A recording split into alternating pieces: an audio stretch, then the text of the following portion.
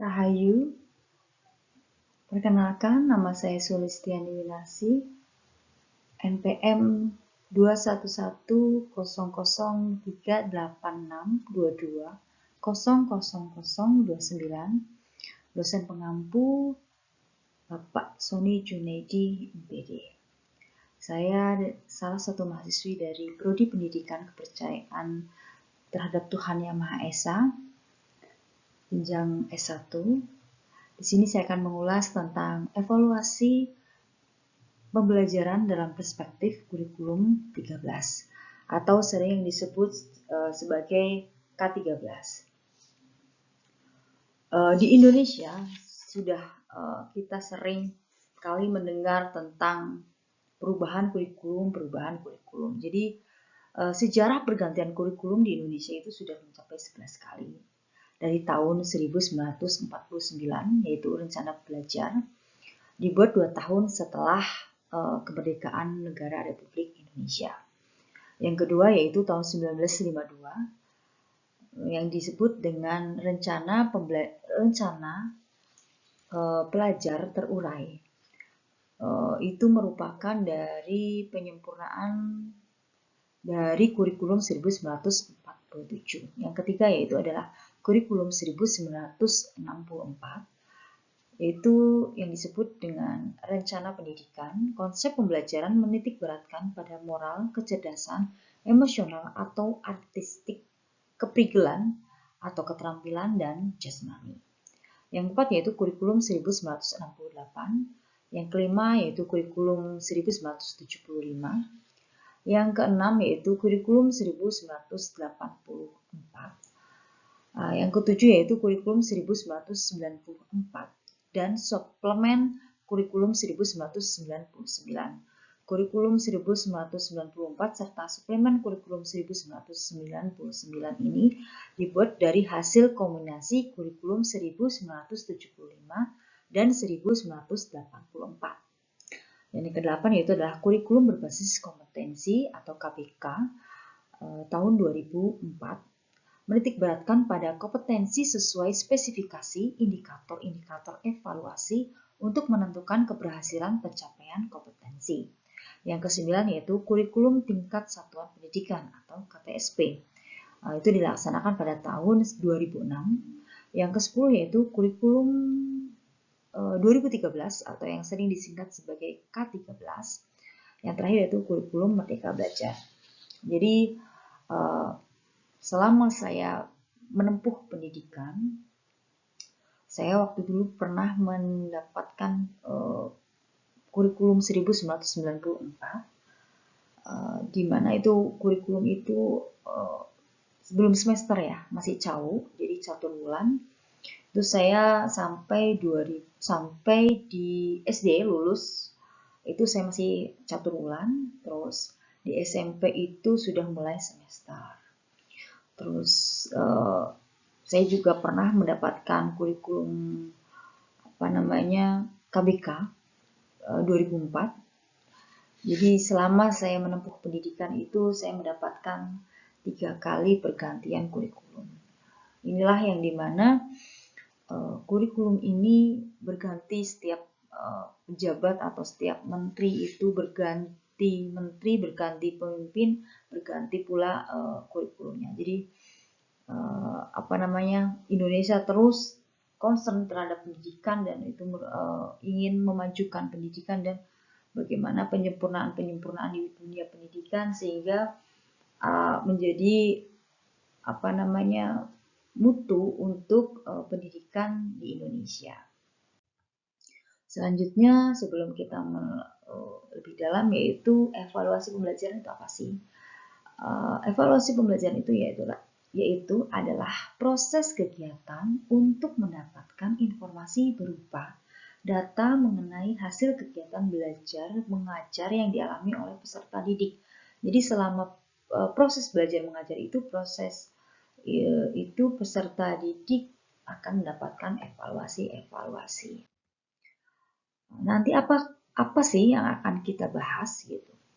Yang pertama yaitu adalah pendekatan penilaian, yang kedua ruang lingkup, teknik dan instrumen penilaian. Yang ketiga, mekanisme dan prosedur penilaian.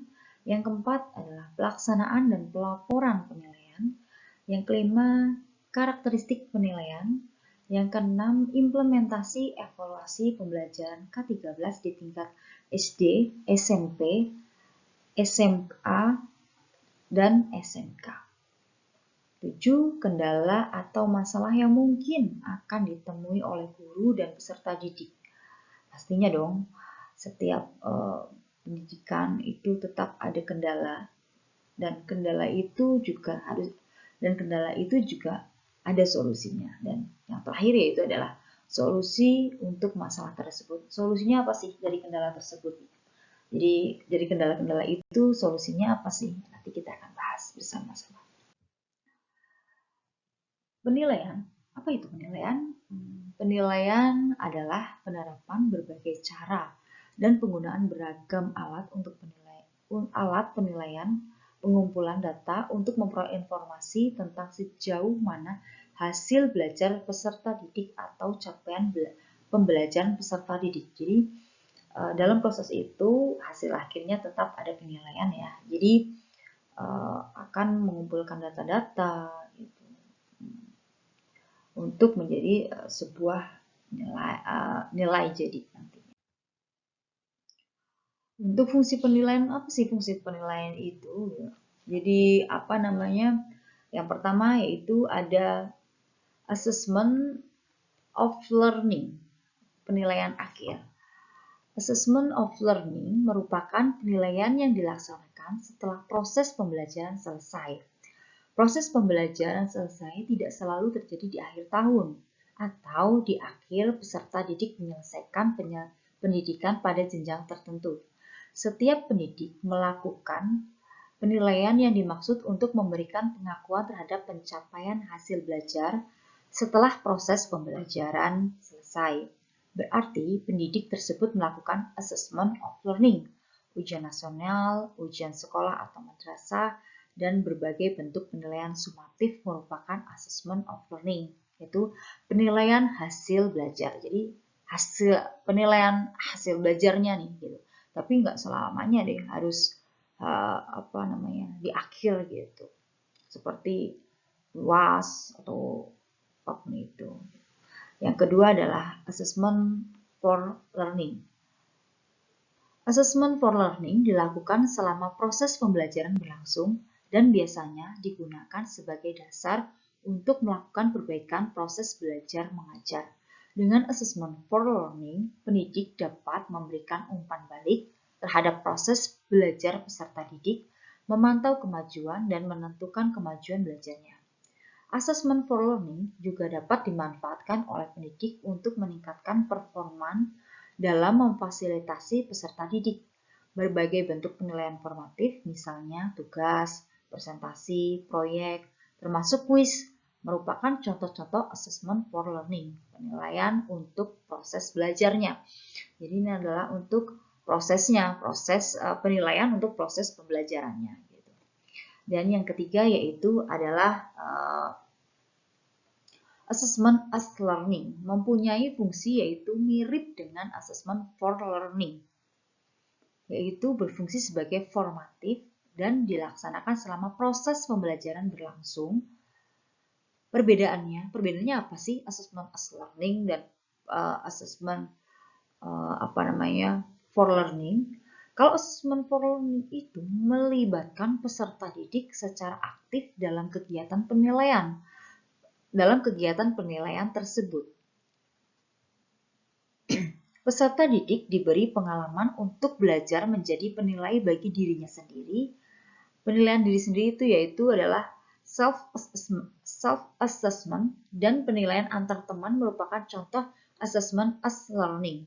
Dalam assessment as learning, peserta didik juga dapat dilibatkan dalam merumuskan prosedur penilaian, kriteria, maupun rubrik atau pedoman penilaian sehingga mereka mengetahui dengan pasti apa yang harus dilakukan agar memperoleh capaian belajar yang maksimal. Jadi untuk mencapai titik maksimal itu banyak prosedurnya gitu. Jadi dari penilaian itu bisa merumuskan prosedur penilaian, kriteria maupun rubrik pedoman gitu. Selanjutnya, pendekatan penilaian. Pendekatan penilaian atau pendekatan yang pertama, pendekatan penilaian dibagi dua. Yang pertama penilaian acuan patokan atau penilaian akhir pembelajaran.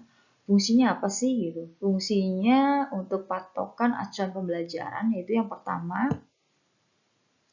dapat membantu guru merancang program remedi. Yang kedua, tidak membutuhkan perhitungan statistik yang rumit. Yang ketiga, dapat mengukur ketercapaian tujuan pembelajaran.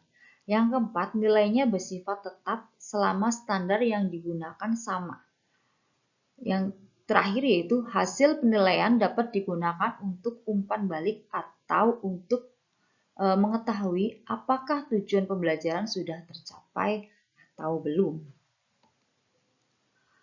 Yang kedua ini adalah penilaian acuan kriteria atau penilaian untuk pembelajaran. Fungsinya apa sih penilaian acuan kriteria ini? Yang pertama yaitu sebagai acuan bagi pendidik dalam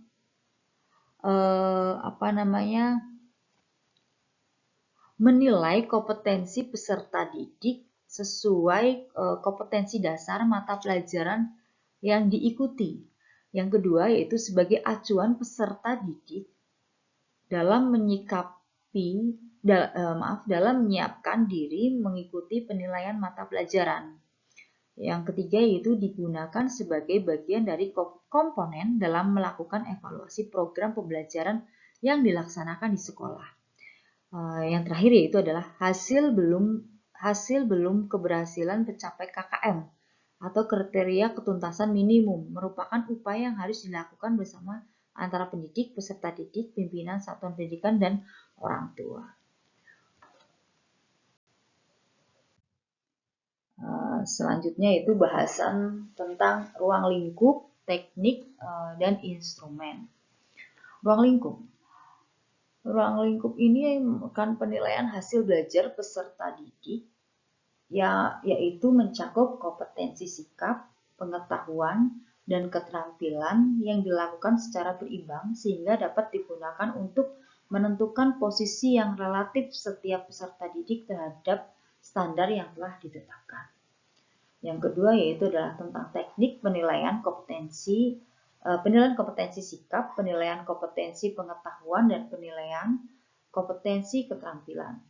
Jadi ada 3 nih di teknik, yaitu yang pertama itu adalah penilaian kompetensi sikap, yang kedua penilaian kompetensi pengetahuan, dan yang terakhir penilaian kompetensi keterampilan.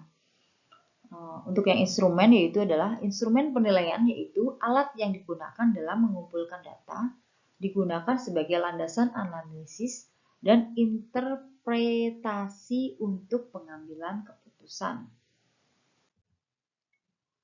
Selanjutnya yaitu adalah mekanisme dan prosedur penilaian. Penilaian hasil belajar dilaksanakan oleh pendidik, satuan pendidikan, pemerintah, dan atau lembaga mandiri.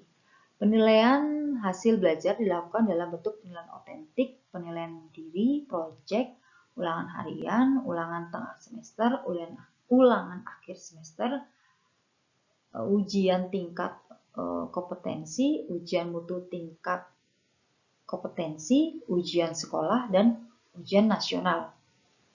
Yang ketiga yaitu adalah perencanaan ulangan harian dan pemberian proyek oleh pendidik sesuai dengan silabus dan RPP.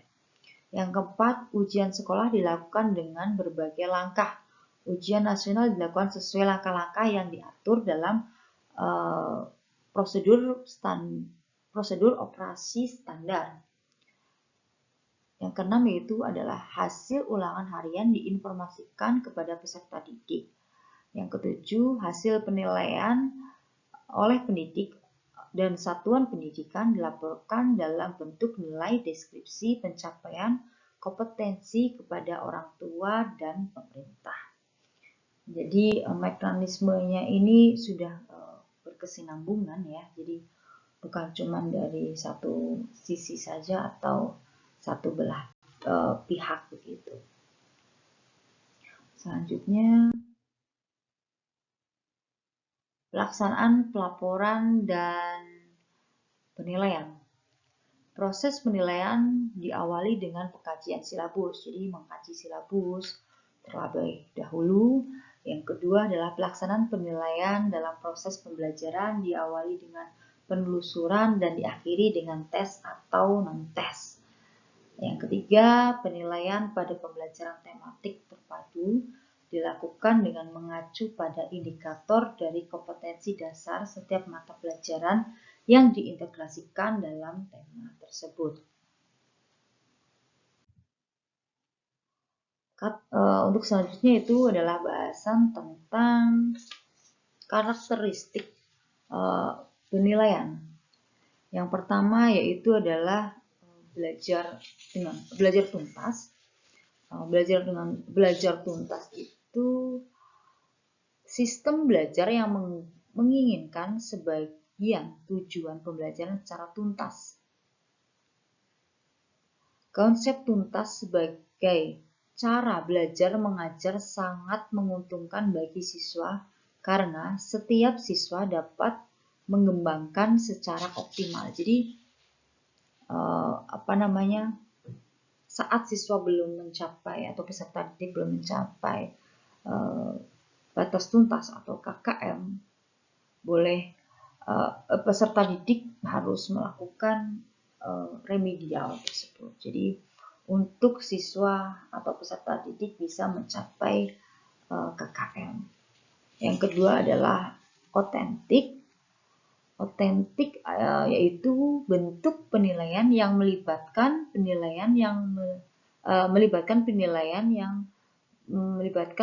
berbagai pengukuran yang mencerminkan prestasi, kompetensi, motivasi, dan sikap peserta didik yang menunjukkan produk dan kinerja di dunia nyata yang mampu menerapkan esensi dari pengetahuan dan keterampilannya. Jadi ini sudah praktek ya.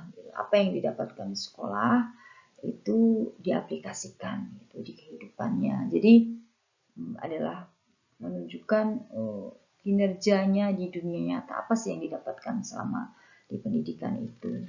Yang ketiga yaitu berkesinambungan.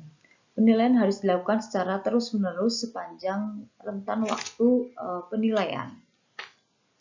Yang keempat yaitu berdasarkan acuan kriteria untuk mengukur tes yang mengidentifikasi ketuntasan atau ketidaktuntasan absolut siswa atas perilaku yang spesifik. Dan yang kelima itu adalah menggunakan teknik penilaian yang bervariasi, jadi bukan cuma hanya satu penilaian saja.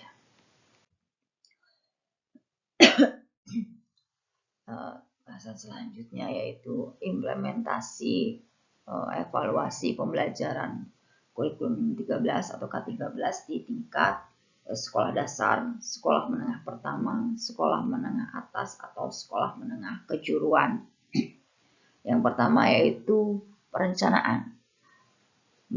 Penentuan tujuan menentukan desain evaluasi, pengembangan instrumen evaluasi, pengumpulan informasi atau data, analisis dan interpretasi dan tindak lanjut. Yang kedua yaitu adalah pelaksanaan aspek afektif atau aspek sikap, aspek kognitif atau aspek pengetahuan dan aspek psikomotorik atau aspek keterampilan. Yang terakhir yaitu adalah respon peserta didik.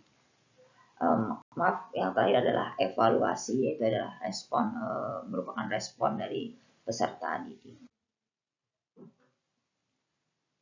Kendala atau masalah yang mungkin akan ditemui oleh saat belajar mengajar gitu oleh siswa atau guru gitu. Kendalanya yaitu adalah sistem penilaian yang memiliki banyak aspek, jadi banyak sekali kriterianya untuk penilaian itu gitu. Harusnya janganlah terlalu banyak untuk menilai itu.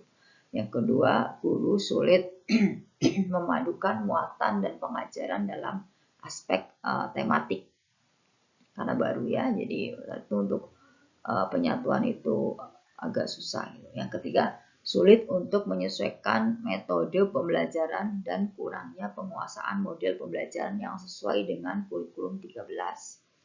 Yang keempat, minimnya waktu dalam proses belajar mengajar, kurangnya pembinaan dari Dinas Pendidikan dan kurikulum 13 dalam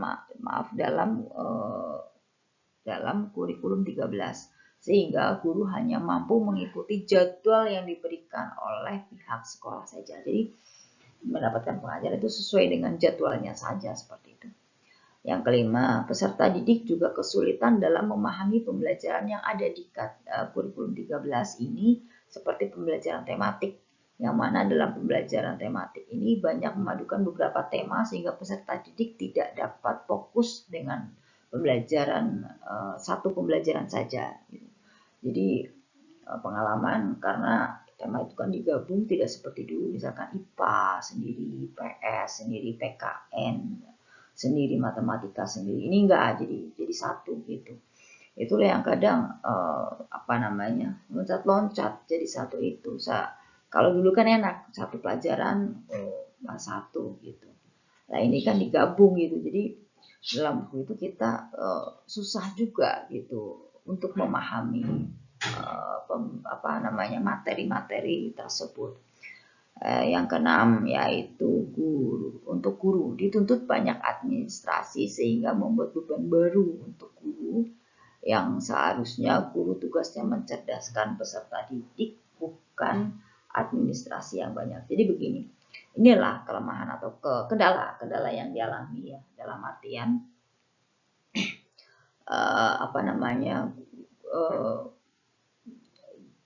penyesuaian dari kurikulum sebelumnya ke kurikulum 13 itu administrasi guru itu banyak. Jadi tugas pokok utama guru adalah untuk mencerdaskan siswanya atau peserta didik. Tapi sekarang mulai bebannya bertambah sehingga konsentrasinya itu terpecah begitu. Jadi tidak hanya terfokus, karena kalau dulu kan untuk administrasi kependidikan atau administrasi kependidikan gitu ya, itu tidak tidak sebanyak seperti sekarang gitu. Nah inilah yang menjadi kendala. Bisakah itu nanti diringkas atau masih tetap administrasinya seperti itu. Jadi kan sangat disayangkan sekali gitu, tugas pokok guru jadinya terpecah gitu. Ini pendapat saya pribadi ya. Untuk solusinya gitu, guru mengikuti pelatihan-pelatihan yang diadakan oleh dinas terkait ya, yang dimana di sini adalah Dinas Pendidikan. Yang kedua yaitu mengikuti MGMP. MGMP itu adalah sebagai wadah yang memfasilitasi berkumpulnya guru mata pelajaran yang sama untuk mengembangkan profesionalitas kerja. Jadi biasanya sudah ada perkumpulannya gitu, MGMP itu. Jadi guru misalkan guru matematika dengan matematika, untuk saya nanti akan menjadi guru pendidikan kepercayaan terhadap Tuhan Yang Maha Esa, ya kita sharing dengan guru pendidikan kepercayaan terhadap Tuhan Yang Maha Esa. Adakah kendala-kendala yang ada di sana dan bagaimana caranya kita mengatasi? Itu adalah sharing yang sebenarnya itu membangun ya, karena Indonesia itu kan bentangan alamnya sangat luas dan kendala itu berbeda-beda gitu. Nah, siapa tahu kendala yang ada di kita itu ada di teman kita, teman sesama guru, itu kita bisa sharing atau tukar-tukar pendapat agar kita bisa mendapatkan penyelesaian di situ. Yang ketiga yaitu adalah memotivasi siswa untuk lebih giat lagi dalam belajar, karena dengan beban belajar yang lumayan berat, siswa itu biasanya enggan untuk belajar. Nah, inilah seorang guru bisa masuk ke dalamnya untuk bagaimana si siswa ini bisa senang dulu mendapatkan pelajaran, dan pelajaran itu bisa masuk dan dicerna dengan baik oleh si siswa tersebut atau peserta didik.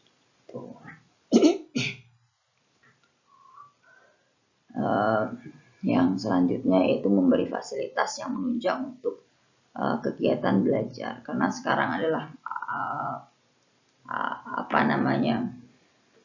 zaman semakin canggih dan maju.